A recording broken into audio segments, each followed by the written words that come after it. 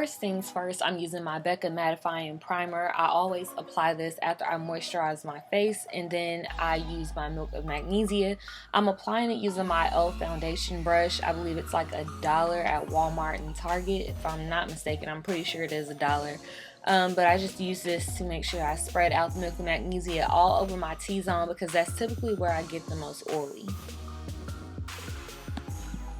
After applying that Milk of Magnesia, I go with my Peach Lustre pen by MAC, and this is used to color correct, so I conceal, well, color correct under my eyes with the Peach Lustre pen, and then around my mouth or around areas where I have darker blemishes, I use my LA Girls, it's either LA Colors or LA Girls Orange Corrector.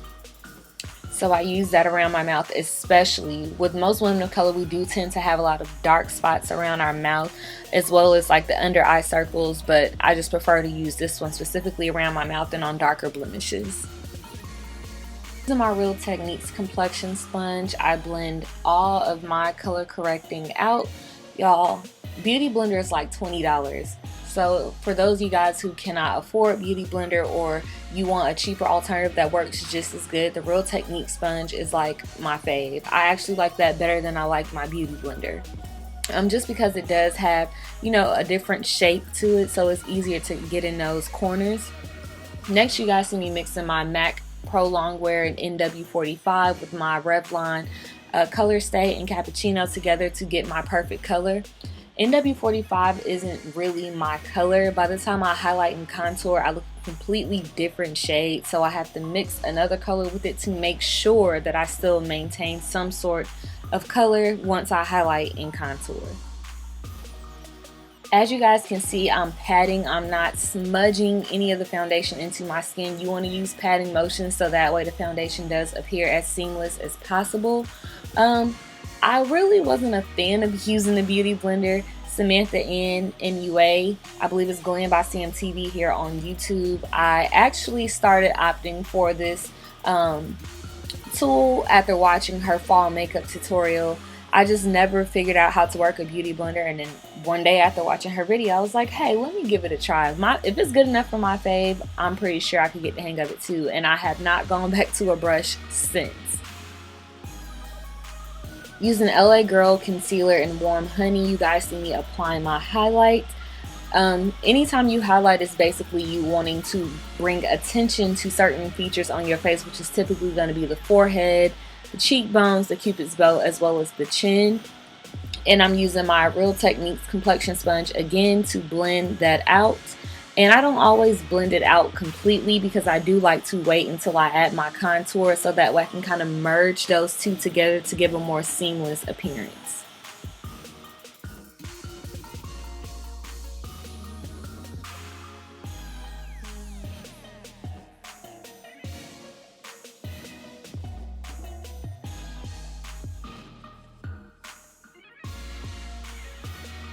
And I do make sure I take my time blending out my forehead, because I hate that shadowy cast that it'll leave if you don't blend it out correctly. As far as the edges are concerned, I'm not as concerned with blending that out, because like I said before, I do like to wait until I apply my contour, and then I just kind of blend everything together. I like to use my black Opal foundation sticks to contour. Today I'm using Black Walnut. I typically switch between this one or a Suede Mocha, but you guys see me you guys see me carving out my cheekbones as well as my forehead. Even though I sped this part up, I do take my time contouring my nose, because the last thing you want to do is make crooked lines. It will mess up your entire appearance. I'm telling you guys, please take your time when you are carving out your nose. Again, with the complexion sponge, you guys see me blending out all of that contour product and merging it with that LA Girl Pro Concealer and Warm Honey to create that seamless effect that I was talking about earlier. This is where you want to make sure you blend. A highlight and contour should not be strong. It should not be a point where you're just like, oh, there's the highlight, ooh, there's the contour. No, it needs to all look seamless and smooth, just like your skin, just enhanced. So please, please, please, please, please make sure you blend out those two. Make sure they all flow together. What I like to do, I like to actually blend it out, of course, as you guys see me doing, with the sponge, but then I go in with a brush, which is my powder brush from E.L.F. I believe it's $3 from Target and $3 at Walmart as well. And I just blend everything together to make sure I don't have any harsh lines.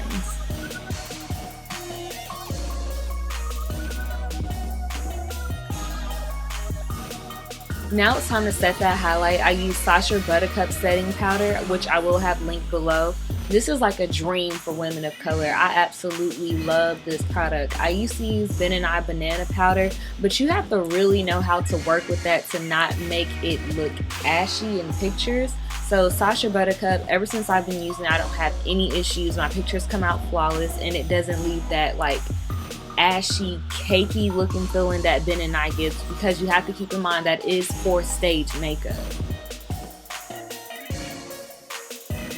As you guys can see, I'm using a latex sponge to basically go in and set all the places that I previously highlighted with that warm honey concealer with my Sacha Buttercup cosmetic powder.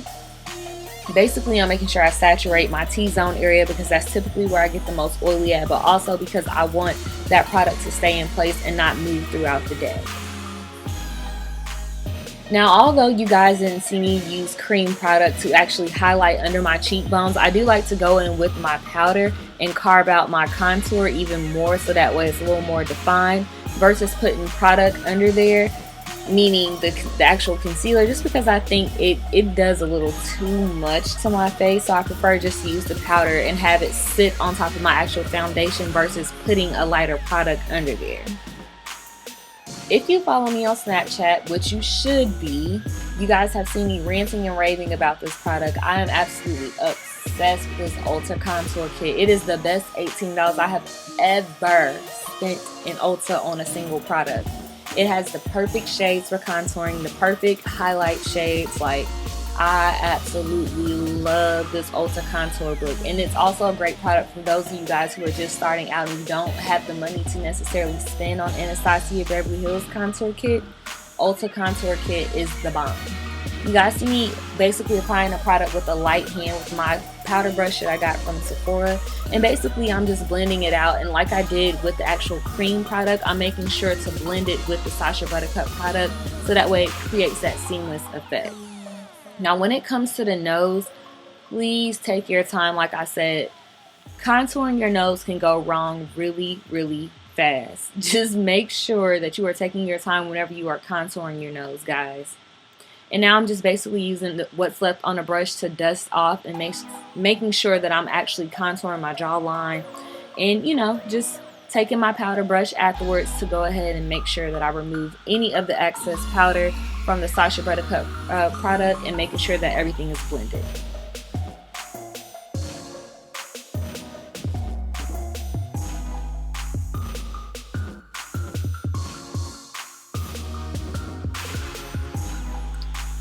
Now I like to wait until after I apply my bronzer, which is my favorite product, as you guys can see right here, the CoverGirl Clean Collection Ebony Bronze Bronzer, before I actually dust off the powder under my eye, because I like to blend everything together.